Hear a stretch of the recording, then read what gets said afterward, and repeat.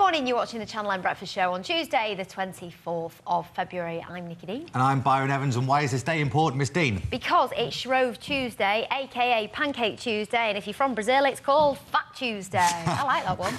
Why do we have pancakes? We have pancakes because, obviously, Lent starts tomorrow. Yep. So we're supposed to get rid of all the temptations in the house.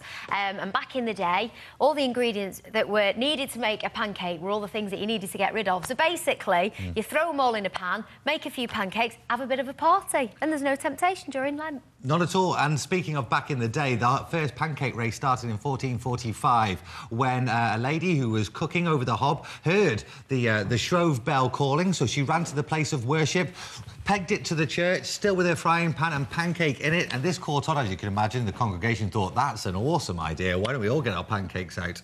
I like it, yeah. Shows you pancakes. Do you know where the biggest pancake was made? Rochdale. Oh, yeah. We've obviously spoken about this a little bit this morning, but we're excited. It was, in fact, in Rochdale in 1994. It was 15 metres wide in diameter, and it weighed a whopping, I think it's 3 tonne. Wow. With 2 million calories. Approximately. Well, as we've been finding out this morning on Bev's News Bulletin, the most expensive pancake in the world is here in Manchester. Opus Restaurant as part of the Radisson Hotel. £144! We're in a credit crunch. I wonder what they have on that, yeah. Well, I think there was a bit of everything. There was some champagne, there was some jelly, there was some chocolate, there was... So we've been asking you guys what your favourite toppings have been for your pancakes. We've had the wild, we've had the wonderful, we have had minced beef and onions, we have had duck and hoisin sauce, we've had maple syrups, we've had loads of different suggestions. Thank you very much for joining in the banter. Yeah, why not go crazy tonight? Try something different on your pancake. In just a couple of minutes, all the latest sports headline. Plus, we've got the top stories affecting the world of business. But first, Beverly Wharton's here with the morning's latest news bulletin.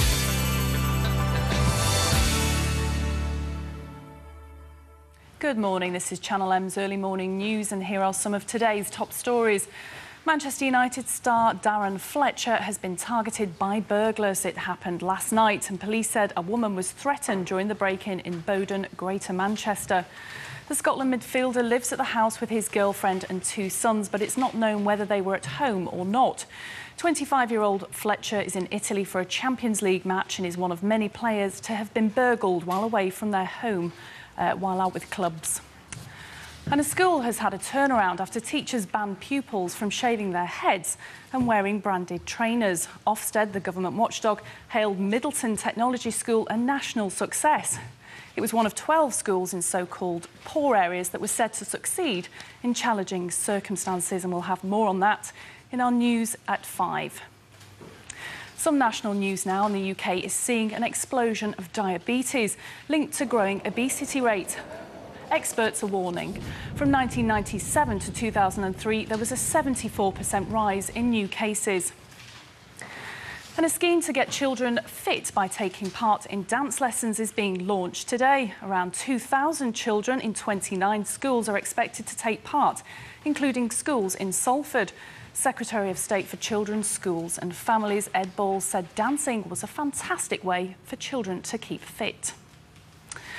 Now, our local councils are a common target for legal action when someone suffers loss or injury in a public place. And as we all know, the cost of compensation is reflected in our council tax bills. So town halls do what they can to reduce the risk of being sued. But the steps one council is taking to keep the lawyers at bay has left some of its council taxpayers angry.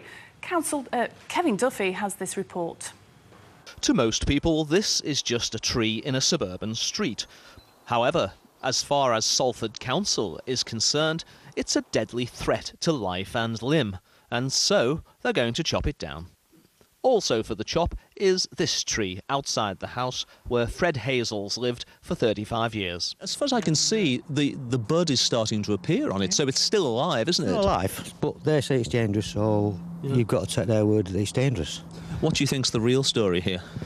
Well, the real story has always been the story, is that you have a school down the road where children and parents, young parents go on that, and there's been a few trips, and there's been a few insurance claims gone in, so... As it happens, that's just what it says in this Salford Council planning report from last July. Under the heading Legal Implications, it says the poor condition of the footway and trees has been well documented. The council is at risk of having to pay damages for injury or loss thereby. This is how Pine Grove looks when the leaves are on the trees. It's easy to see why residents are unhappy at the prospect of losing any. But just in case any of the neighbours are in any doubt, Council Planning Chief Derek Antrobus confirmed yesterday that both trees in Pine Grove were for the chop.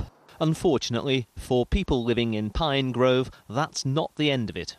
In October, new pavements are being laid to reduce the risk of legal action against the council. As a result, yet more trees are for the chop. Kevin Duffy for Channel M News. Now it's Shrove Tuesday today, so that means pancakes for tea tonight. But you'll need to dig deep if you want one at the Opus restaurant in Manchester city centre, because chefs there have created the world's most expensive pancake. It costs £144. We started off Pancake Days coming up, and we just wanted to do something a bit more interesting with pancakes, and thought why not try and make the world's most expensive pancakes with the ingredients that we've got. We started off with a champagne jelly, which includes Krug, which retails about £135 a bottle. Pancakes obviously just a basic mixture of eggs, flour and milk, but we use organic, everything's organic. Inside the pancake is oranges, it's flambéed in Hennessy XO, which again I think retails at about £35 a shot. That's all from me for now. There'll be more news in our noon bulletin, and Andy Crane will be here at 5. Time now for the latest sport headlines with Byron and Mike Bradley.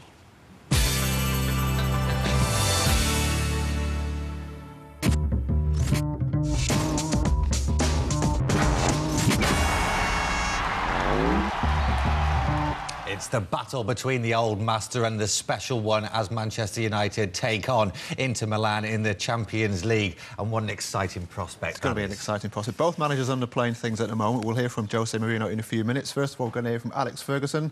He doesn't think there's going to be many goals in tonight's game, and here are his early game thoughts. I think that there's two difficult ties. I mean, you can't split the sides at this moment in time. A team that's won the Serie A 3 times in a row, they're going to win it again 4 times in a row. The experience they have, a really outstanding manager, some terrific footballers. We know we're in a big game tomorrow, but so do they. That's what makes a fantastic tie. It's a pity it wasn't later, maybe Rome or whatever. It would have been a great final. But we're here, we have to go on with it. I don't think it'll go to extra time. Now, the 12 times the two managers have met, Fergie's only won one of them, but that doesn't seem to bother him ahead of the game. Don't go around thinking about all the games I played against other managers, you know. I'm not into that kind of thing. It's not a stat I like to think about, one victory in 12. But it depends how you look at that. How many defeats? There's not as many as 11 defeats, is it? I would worry then. But no, it doesn't matter tomorrow, does it? He looks relaxed, he looks composed. How does that compare with the normally nonchalant Mourinho? He looks very nonchalant this morning. There's a surprise. He's been telling us about his tactical approach to this evening's encounter. We play 4-4-2. In 2004, Man United went out of the competition against a young Porto that nobody would pay a euro betting with them, and that's football. I'm really waiting for a big game. I'm waiting for a game where probably in the last minute at Old Trafford nobody knows who is going to go through. I'm not expecting tomorrow a result where somebody says it's done. Man United did it or Inter did it. I don't think so. I'm waiting for a 180 minutes tie, probably 220. You never know. I keep saying that the game in England is more emotional, is beautiful. Every game is open with an incredible atmosphere. But here the teams are, by the tactical point of view, stronger.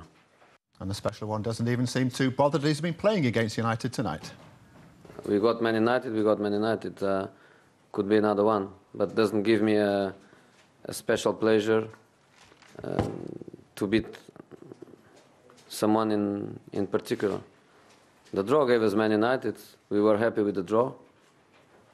We were happy with the draw because as I was expecting, is very easy for me to prepare the game. By the psychological point of view, I don't need to motivate people. I don't need to be worried with concentration levels. Everything is up, you know. The game is in the air. The smell of the game is in the air. Adrenaline is in the air. So the job for me is easy in that aspect. I'm not saying they are afraid of us. No. The same way I don't like that word. I know Sir Alex doesn't like the words, and I know a team that, like Man United, doesn't like the words. So I'm not saying they are afraid of us, but I'm saying they respect us. And I'm saying they know they can lose. And because of that, I don't believe they come here with the same approach they have in Champions League.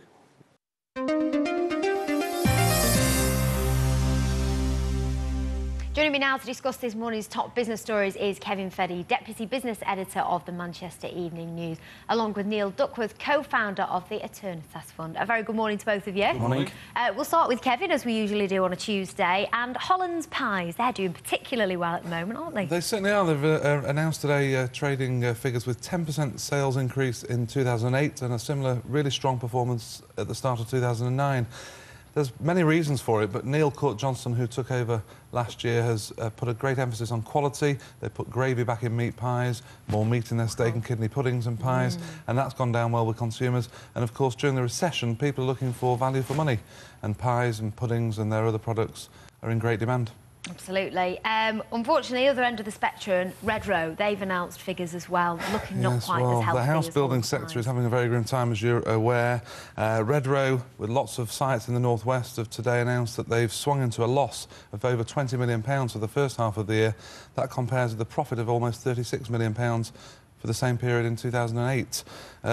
90 job losses being announced today in a big cost-cutting drive that will halve their workforce. This time a year ago, they had over 1,300 people. They were down to 650. Difficult times for the construction industry. It is, but there is some good news, Nikki, on the construction side. Morgan Sindall, which carries out a lot of public sector projects, a lot of government spending on different infrastructure schemes, such as schools and so on, and they've announced a 15% rise in annual profits, up to £71.4 million this morning. Excellent news. Now, just very quickly, before we bring Neil on the chat, 'cause he sat there very patiently, I just want to very quickly talk about Cobbett's law firm, because there's announcements in the Manchester Evening News business pages today. There is. That to kind of stave off redundancies, I suppose, they're thinking about introducing a 4-day week in some areas of the workforce. Yes, it affects their corporate team, and the measures will be introduced from next week. Cobbett's one of the big law firms, traditional law firm in Manchester, has had a tough time in the corporate side and on the property side.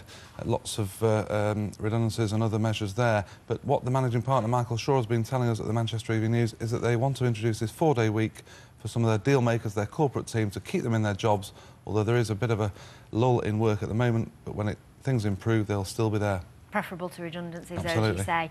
Neil Duckworth, thank you very much for joining us this morning. Co-founder, as we mentioned a little bit earlier, of the Eternitas Fund. Yep. Have I said that correctly? That's correct, yeah. Thank goodness for that.